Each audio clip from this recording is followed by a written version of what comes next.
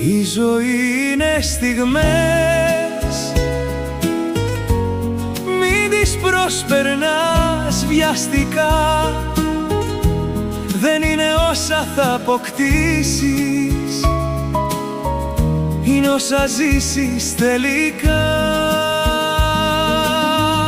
Η ζωή είναι στιγμές,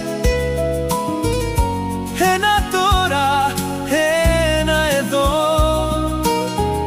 Ζήσε τις μικρές στιγμές, γιατί αυτές είναι το για αυτό το πράγμα.